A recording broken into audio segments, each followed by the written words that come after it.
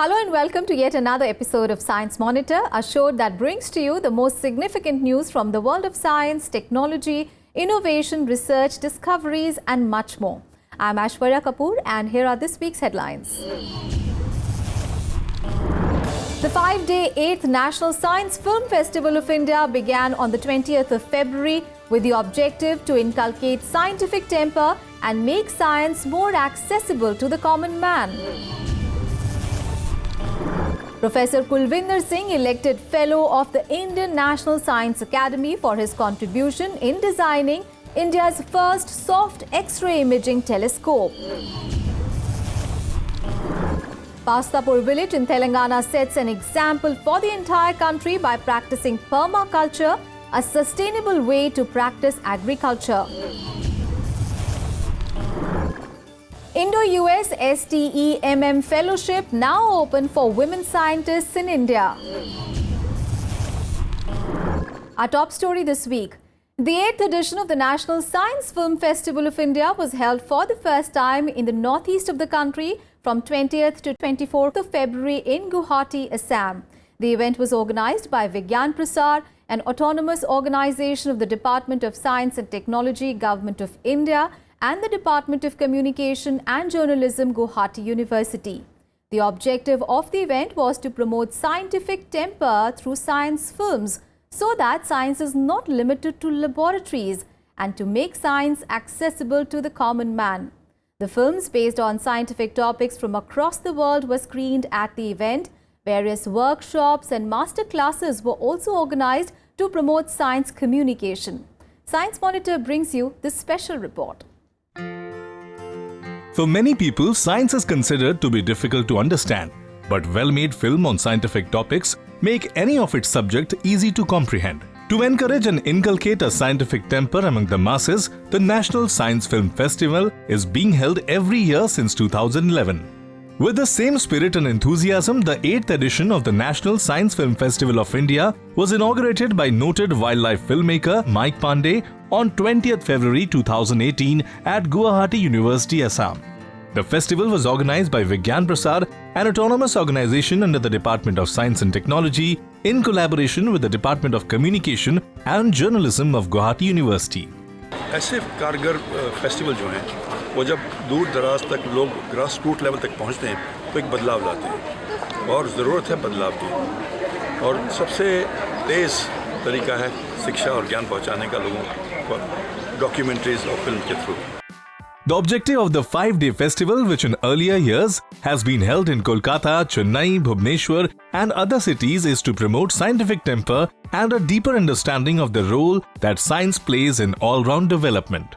Objective of 8th National Science Film Festival of India is to inculcate scientific temper, humanism and spirit of inquiry and reform, promote the culture of science film, think scientifically, act scientifically. The Vice-Chancellor of the Guwahati University, Dr. Mridul Hazarika, complimented the organizers for bringing together over 300 filmmakers from across the country and the importance of making film based on science. The films showcased at the event were based on important issues such as health, water reservoir systems, pollution, climate change, science and technology in ancient and medieval Indian architecture. 3 awards will be given under each category, namely the Golden Beaver, Silver Beaver and Bronze Beaver. This year, the shortlisted films were categorized under 5 headings. Category A, under which 21 films sponsored by government and non-government institutions were screened. Category B, under which 12 films made by independent filmmakers and production houses were screened. Category C included 16 films made by college students and Category D included 16 films made by school students between 6th and 12th standards. Some of the shortlisted student films are Battle of Cleanliness, Colors of Nature, and Indian Environment at this minute. An opportunity like this helps students understand the various fields of science in new and interesting manner. Apart from this, Category E included 17 foreign films from countries like US, UK, Germany, France, Italy, Switzerland and South Korea were also screened. Next week, we will bring you details of the Golden Beaver winning films for 2018. Panel discussions on topics such as emerging areas for science filmmaking was also held to discuss the broadening scope of filmmaking in the field of science. continuation of our series on the elected fellows of the Indian National Science Academy for 2018, we meet Professor Kulvinder Pal Singh, who has been elected as Fellow of the prestigious Academy. Dr. Singh has been recognized for his outstanding contribution in helping design and build India's first soft X-ray imaging telescope, now being used by the Indian satellite AstroSat. Science Monitor brings you a report. A telescope is an instrument that is used to view distant objects. It is used by astronomers to seek out new planets, stars, galaxies, and do further research about the universe. The space has vast number of celestial objects emitting high energy. Normally, we have telescopes on land which helps us observe these celestial objects, but the atmospheric layer around the Earth stops most of the high radiations emitted by celestial objects. So, they are not clearly visible. In order to study these high radiations, observatories and telescopes are required in space. On September 28, 2015, India launched AstroSat, India's first dedicated multi-wavelength space observatory to detect objects in multiple wavelengths such as radio, ultraviolet and X-rays. These wavelengths essentially provide astronomers with information about composition, structure and motion of objects in deep space. AstroSat carries on board the Soft X-ray Imaging Telescope or SXT, operating in the energy range of 0.3 to 8.0 keV. To put it simply, the SXT X-ray focusing telescope enables the X-ray photons, which are a stream of massless particles traveling at a speed of light, also called electromagnetic radiation, to penetrate into the mirror of the telescope because of their high energy rather than reflect 90% of the visible light as normal telescopes do. Professor Kulvinder Pal Singh played a key role in the development of India's first soft X-ray telescope at the Tata Institute of Fundamental Research (TIFR) in Mumbai. He has been elected INSA Fellow 2018 for his contribution in the field of aerospace engineering, which is the field of designing, building and launching satellites along with sophisticated equipments on board. The Soft X-ray Telescope's optic version has also become a part of the permanent exhibits at the Nehru Planetarium, Teen Murti Bhavan in New Delhi.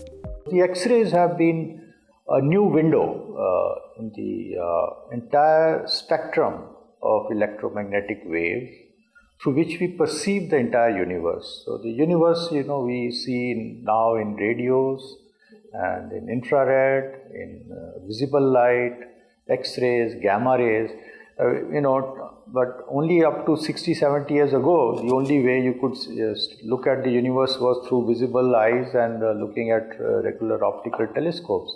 So all these wonderful new windows in which you can probe the universe and study its origin and study how these very strong emissions are produced can be now seen. Professor Singh specializes in the field of X-ray and multi-wavelength astronomy. He has developed several X-ray satellite payloads for rockets launched by ISRO. Also, between 1976 and 1981, he made balloons payload launched from TIFR that led to the study of radiation in the space between the stars and the galaxy. KP Singh has made significant space observations by using archival data from various satellites launched by NASA, European Space Agency, Germany, Japan and UK. Apart from this, he has done research on center part of the active galactic nuclei from where the X-rays can pass on. An active galactic nuclei is an area at the center of the galaxy that has higher rate of radiation emission and contains supermassive black holes. Professor Singh did his BSc Honours in Physics from the Punjabi University in Patiala, and he did his PhD in Physics from Tata Institute of Fundamental Research, Mumbai. He has been designated as the Fellow of various international and national scientific societies like Indian Academy of Sciences, Bengaluru, National Academy of Sciences, and Royal Astronomical Society of United Kingdom. He has been conferred with Astronomical Society of India Award for Space Sciences and Application in 2004. He is also a lifetime member of the International Astronomical Union and Astronomical Society of India. The research and study done by Dr. Singh has widened the horizon in understanding the radiation that come from extracelestial bodies and their mechanisms, which help us shed light on the fundamental physics of our universe.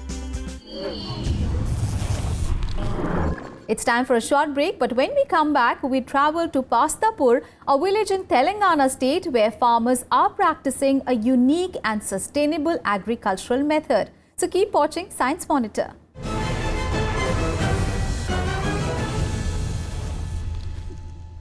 With awareness increasing on the harmful consequences of using excessive chemical fertilizers and pesticides in agricultural fields, the country is looking for examples of sustainable agricultural practices.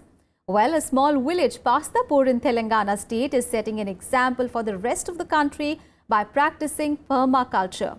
So what is permaculture and how is it sustainable? Our team at Science Monitor brings you this report. In 2009, the United Nations gave a call to scale up food production so as to feed the global population, which is estimated to reach 9.1 billion by 2050, with 70% of them living in urban areas.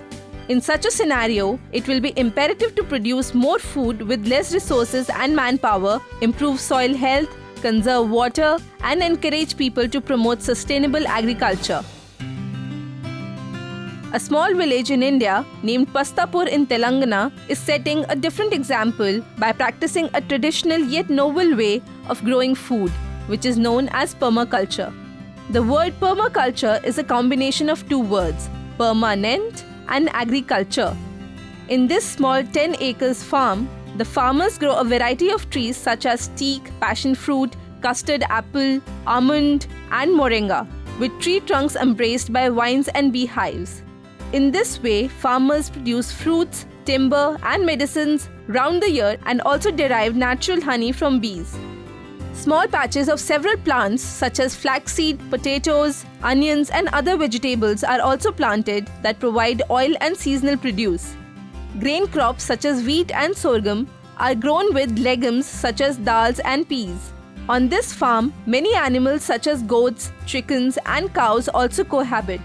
A closer look reveals a scientific design that makes this kind of farming beneficial for environment and society in the long run. Permaculture is a design science, otherwise design system, looking at working with nature, otherwise establishing a cooperative relationship with nature.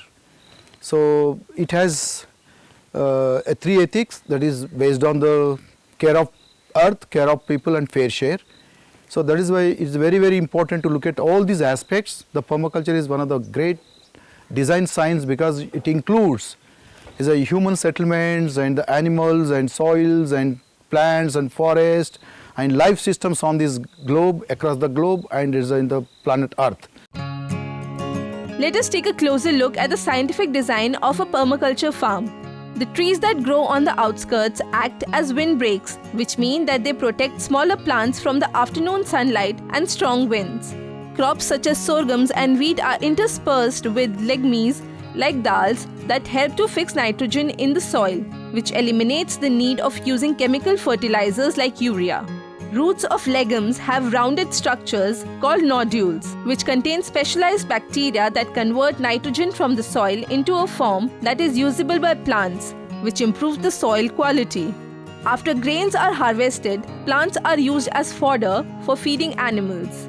Animals in turn help plow the fields, supply milk, eggs, and dung. Dung is rich in microbes and organic matter, hence is used as manure in fields to nourish soil. The combinations in which plants are grown also have a scientific basis. Banana, for example, is planted with chilies and beans. Beans are legumes that fix soil nitrogen, and chilies prevent beetles from attacking the banana root, which improves the overall yield of the fruit. Moreover, the farm also has a system for recycling water. Kitchen water is used for irrigation. The farm also has trenches and percolation tanks that collate water during rains and store it for dry summer months. As a result, for which farmers don't depend on external sources for water for irrigation. Nowadays, states like Goa, Karnataka, Andhra Pradesh, and Haryana are also witnessing permaculture farms, which signifies the shifting attitude of many people towards sustainable agriculture. In the long run, such scientific methods of agriculture can prove to be a boon by building up resilience and providing autonomy in farming practices in the country. Women play an important role in the society, be it the home or the professional sphere. They have proved themselves in difficult sectors like space, armed forces, nuclear science, to name a few.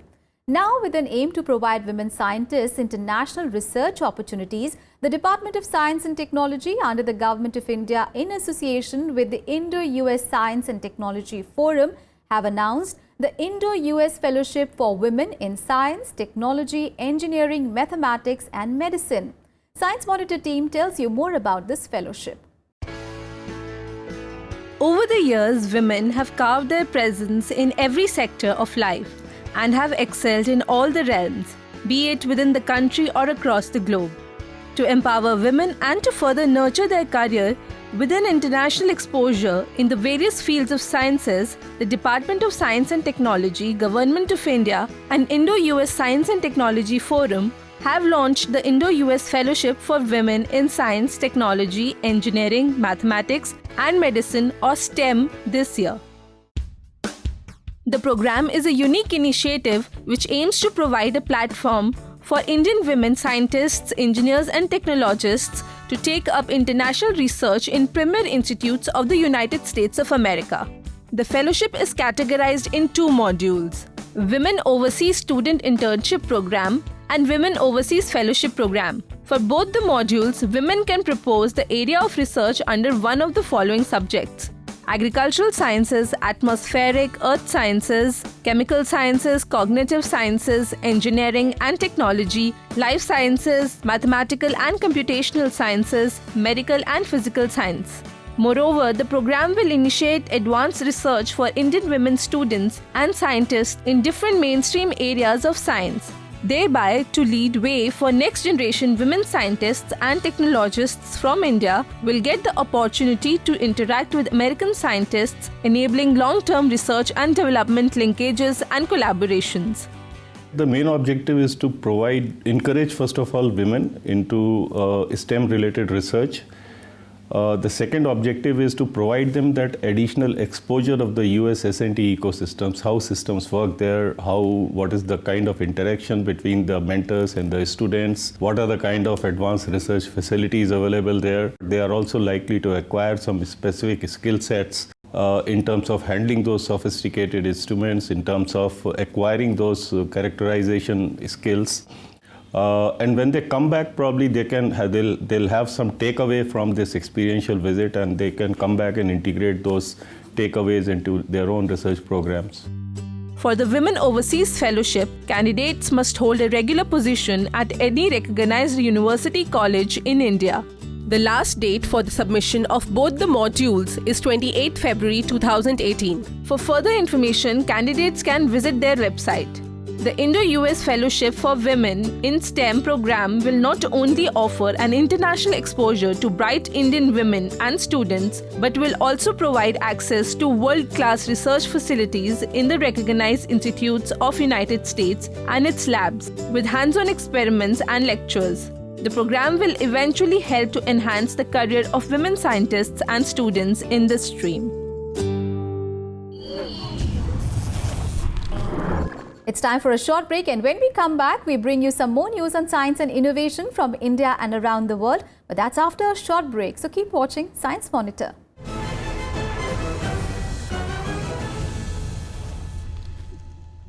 Welcome back after the break. Let's now take a quick look at some more scientific innovations and developments from India and around the world. After the successful launch of India's first space observatory, AstroSat-1, Indian Space Research Organisation or ISRO is planning to launch the second observatory in this series. AstroSat-2 will be launched to further study astronomical objects. For this, Space Agency has made a special announcement to seek proposals for the development of scientific instruments for payloads and missions from the institutes studying astronomy or astrophysics. The Space Observatory is beneficial in understanding the outer space. It helps in observing distant planets, The first space observatory, AstroSat-1, was launched on September 28, 2015.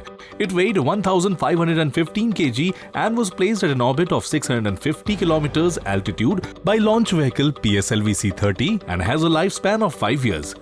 AstroSat-1 orbits around the Earth in 97 minutes and makes 15 rounds a day. The 8th conclave of the Ramalingaswamy Re-Entry Fellowship Scheme was organized by the Department of Biotechnology and National Institute of Plant Genome Research or NIPGR, New Delhi from 15 to 17 February. On its 10th anniversary, the conclave was organized to assess the progress made by fellows under the scheme. The conclave was addressed by the Union Minister for Science and Technology, Earth Science, Environment and Climate Change, Dr. Harshvardhan. Till now, the fellowship has been offered to 396 candidates. Out of this, 283 have been designated in Indian laboratories, while 190 fellows have obtained a permanent faculty position in various host institutes. A new study conducted by the University of Manchester has revealed that copper-coated uniforms may help to reduce spreading of bacterial infections and viruses at hospitals. The material is made from antibacterial copper nanoparticles, which is durable and washable. It was brushed with tiny copper nanoparticles between 1 to 100 nanometers. In its result, the study revealed that cotton and polyester-coated copper fabrics acted resistance against bacteria E. coli. The study was published in the Journal of Nanomaterials. The Andromeda Galaxy, which is our nearest large neighbor, has been known to be 2 to 3 times bigger than the Milky Way till now. However, the latest research proves that both the galaxies are in fact nearly of the same size. The study found the weight of the Andromeda is 800 billion times heavier than the Sun, on par with the Milky Way. The study was published in the journal Monthly Notices of the Royal Astronomical Society. IIT Madras is in the process of creating an India-specific cancer genome database aimed at early detection and development of better treatment strategy for cancer. The National Cancer Tissue Biobank or NCTB is collecting cancer tissues from Indian patients to generate a cancer genome database which was not available so far. This is critical for identifying the specific changes happening in our own population to develop a diagnostic kit for early detection which will help in designing a better treatment strategy. And in the history of science this week, we remember Shanti Swarup Bhatnagar, popularly known as the father of research laboratories in India. He was born on 21st of February 1894.